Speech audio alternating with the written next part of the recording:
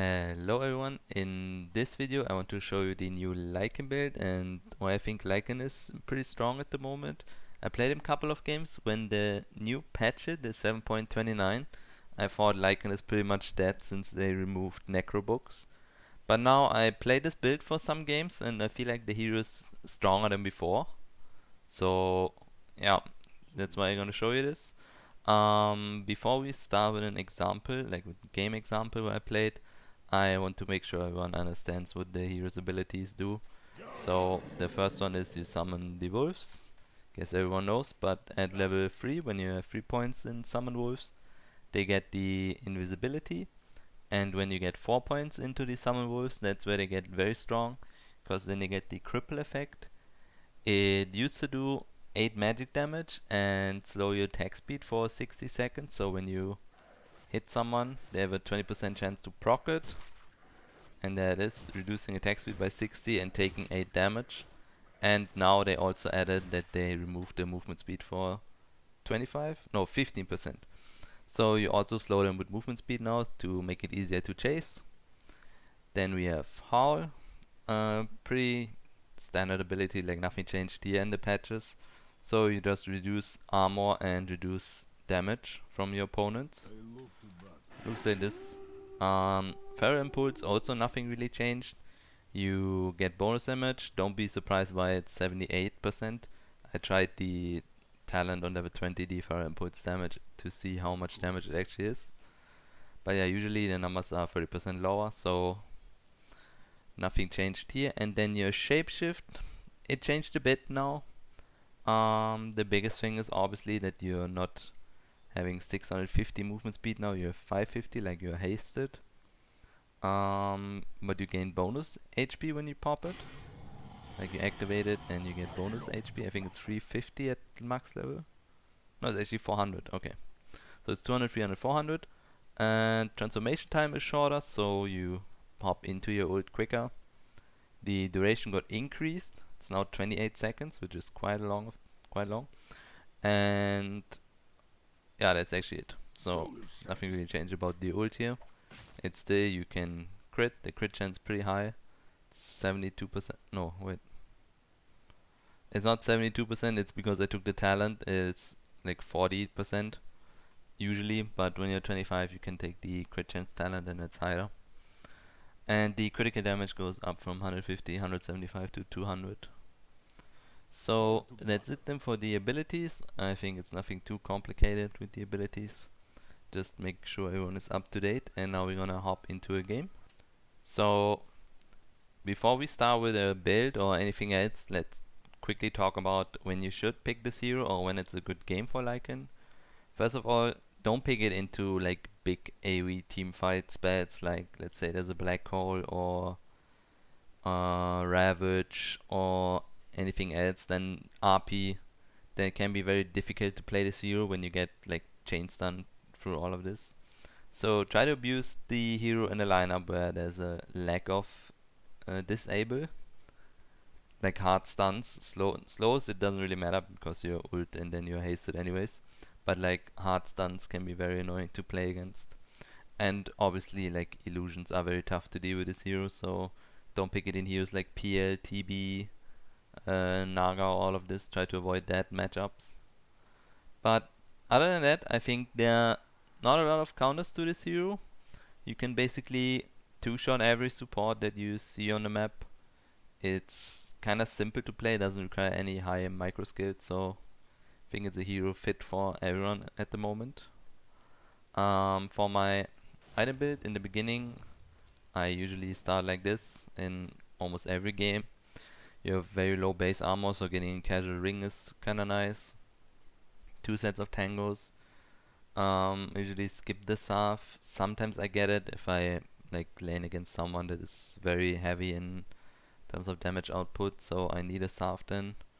But usually it's not needed, and then Quelling Blade 2 branches does have some stats. But that's it, nothing too special for the starting build. Always start with Summon Wolves level 1, they're just too useful for the rune fights and for scouting and all of this. Also they help you a lot in last hitting, like if you manage to hit and let the wolves hit together, you have like 100 something damage, so you can get every creep, get every denies pretty easy. Try to focus on that. That's his big strength in the laning stage anyways. When you lane against the hero that has difficult time to deal with your wolves, you can abuse them and just out CS them very easily. So I forgot to mention, what you actually do in the laning stage is you kinda do only focus hitting creeps. Like that's it. You're not really a killing hero until you hit level 6. Therefore, it can be possible to get a kill if you get some good blocks with wolves. But mainly try to focus on like get your last hits, get your denies going and win your lane by that. So your skill build is gonna look like 4-0-4-1. Like you don't wanna get a point in howl. It's not that strong in the beginning. Like sure, reducing 5 armor is quite a lot in the laning stage, but usually you wanna max out your 2 spells here, your wolves and your Pharaoh Impulse. First of all, Pharaoh Impulse to have the bonus region so you can sustain most of the lanes, and obviously the more bonus damage, and then with the max wolves you farm very fast. Like jungling is no problem with this hero, so getting those 2 spells maxed out is kinda useful to increase your farming speed. And then for items, I got quick boots in this lane because they did a lot of like chip damage and a lot of auto attacks. So if he slows me, I have a chance to run away and get out of their range. Since the only threat I die is when I'm too low HP, like when I'm high HP they can't kill me. And if they just chip a bit and I can get out, I regen up a lot with my Pharaoh Impulse and some tangos. So that's totally fine for me here then. Also got the casual Sage Mask. Gonna build it into Echo Saber anyways, so I always get the Sage Mask to have some mana regen that I can spam wolves without running out of mana. Like this spell is very useful for your laning stage in terms of harassing and getting last hits, denies, all of this like I said earlier. And then basically I get brown boots and I rush Echo Saber. You can get treads too, but I think getting the Echo Saber is very useful because you can level 6 have a high kill threat which you don't have with treads, but with Echo Saber you have like the mega slow with Echo Saber slow and your wolf slow, so that makes it quite easy for you to get some kills on heroes that don't have escape spells.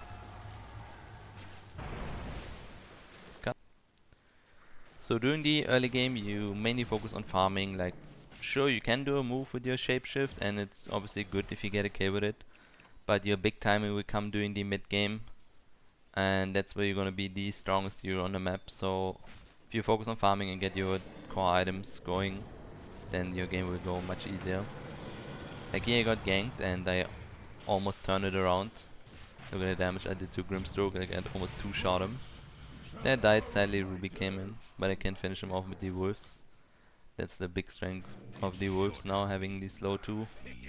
It's very difficult for supports to deal with them, like you can just do like this and basically chase them away from a lane, run at them, hit them, and they can't really like trade back because their attack speed is so slow, and if they actually trade back, like they're gonna do a ton of damage to them. So after you Echo Saber, you wanna get an armlet, and here's a small trick you can do while pushing a tower is you can send your wolf to the TP spot that is here, so you see if anyone would TP into the fog. It's very useful to like get the information early so you can react to their TP, either pop bolt and run away or just run away, depending on who TPs obviously. Yeah, and again you wanna just keep farming and try to get your armlet going, and when you have the combo of treads, armlet, Echo Saber, you're probably the strongest hero on the map if you get a good timing with this. So here's a quick example of how strong you actually are with the build I have right now. I don't have my armlet finished, but first of all here, P, I don't know what she did, but she basically AFK'd, I don't know why. But now I can run her down, Grimstorm comes into heading, just eat him, and then run a PA. And this is kinda like, similar like old Lycan, right? If you look at this, you just chase people down, you eat supports alive in the early game. But now you basically are right clicker with your hero and you're not like relying on your summons. So things like evasion are less like not so effective against you because you can buy MKB. Obviously you couldn't get an MKB or like True Strike on your Necro books before. But now you have the ability to have some true strike if you get the MKB, and that's why I think the heal is actually stronger than it used to be. You still have a ridiculously mid-game timing where you can do Roche, get towers, and do all of the shenanigans you did before. But now you also minimize the effect of getting countered by evasion. Therefore, if a counter goes away and you basically lose nothing. Like the only thing you lose right now is the super early timing where you rush a Necro Book and be like the strongest hero on the map with Necro free at 11 minutes. But since it's gone now and you go different build, you have a different timing, but in the end you are kind of the same hero, if it's understandable for you. So here's the first bigger team fight happening in this game, and you want to play fights like this. You want to let your team get hit by spells and then you can come and clean up. Like, you don't want to be the first guy that runs in because you're not super tanky. Like, you're kind of tanky. I have 3k HP right now at 50 minutes, but I still can take a lot of damage from physical damage, and PA Ricky, also Visage, can do a ton of physical damage. So if you get some free reign during the fight, you're such a beast and you eat every hero alive at the moment. So now the game turned pretty much into a stomp. We did very well with our early build and kinda took good team fights. And here you can just see how much damage you actually do. Like, even Visage with Crimson Guard and a lot of armor is not really a problem to me. Let's kill him with a couple of hits. Killed PA with a couple of hits, and that's the build you usually want to go. After the armlet you get a Satanic. Like, Satanic is very strong right now, it's for strength heroes. You get 80 damage out of it, a lot of HP, and the dispel, and obviously the effect to lifesteal for quite a lot. So Satanic is a second life for you, basically. I choose to go to an MKB now since they have some evasion, like I said, PA, Ricky, Cloud. And since I'm not really relying on units with this build, I can hop for the MKB and dish out even more damage. Like, that's all you do, you're just a damage machine. You're not really like a tank or anything. You're not a split pusher, but you're a decent split pusher, but you're a big damage machine at the moment with this build. And I also think this is like the best build you can do. I don't really think build with Dominator or Dominator 2 fits this hero well right now. I mean, it can work, but I would say this is way stronger. Especially with all these items that got buffed. Like, Armlet got buffed, Satanic got big buffs, Echo Saber got buffed, so it kinda comes all together with a lot of buffed items. Your hero got buffed quite a lot after the Necro removal. And here you can see, even with Crimson Guard, I just eat every hero. It's no problem. Here, another one. Visage, no problem. Sadly, we had no detection here, or Ricky would be next. And then you kinda run down the game. Like, this is where your timing shines, right? You're like 14, 15 minutes, you have your armlet, you have your Echo Saber, you have your Treads, and then you're super strong. And if you abuse the timing, you end games like you did before with this hero. So I think he still has his place in pubs especially. So I would say that's it then for the video. Hope you guys enjoyed and could see the new build. Maybe a quick mention, if you need a BKB you should get it, definitely. Maybe before Satanic even. Wouldn't get it before Armlet Echo Saber. But in some games obviously you need BKB, and then don't be too greedy to skip it. Since it's kinda easy to kite the hero.